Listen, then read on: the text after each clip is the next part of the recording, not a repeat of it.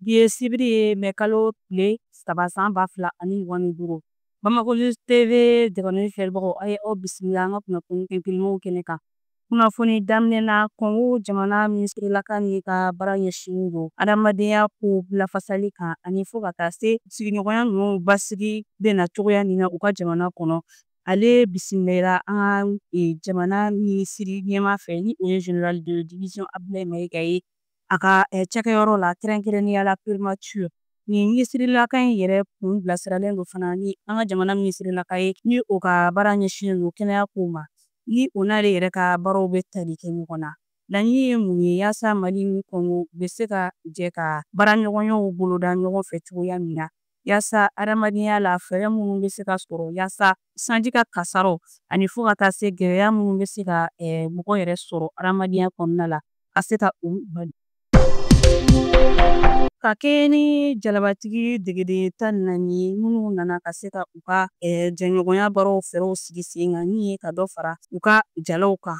U cɛla maa 12 o kɔni bɛ bɔ teriya jamanaw la min bɛ tali kɛ Niger jamana, Burkina Faso jamana, Guinée ani Togo jamana. U tun bilasiralen don ni l'école-so in ani a centre de formation de la gendarmerie nationale ale yɛrɛ commandant ye. Kulu in kɔni kunbɛnna an ka premier ministre ka cakɛyɔrɔ la n'o ye primature ye. Taama in sen fɛ ka sanga ni kunun jumadon ye mɛ kalo tile 2 san 2025.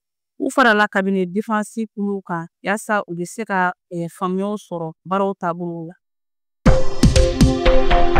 Ka kɛɲɛ ni u ka jɛɲɔgɔnya baaraw ye marabolo kɔnɔnaw la, Mali ni Niger armée olu ye u fangaw fara ɲɔgɔn kan ka se ka tugu ɲɔgɔn kɔ ka taa ni camion citerne 40 ye Gao marabolo kɔnɔ ka se ka taa yen dugukɔnɔdenw dusu suma ni tajiw ye ka kɛɲɛ ni tajiko gɛlɛya ye yen marabolo kɔnɔ. Ko ni jɛɲɔgɔnya baara ninnu kɔni bɛ farafinna cɛncɛka jamanaw 3 jɛtɔnw ka dɛmɛ fanga bonyani ko fɔ.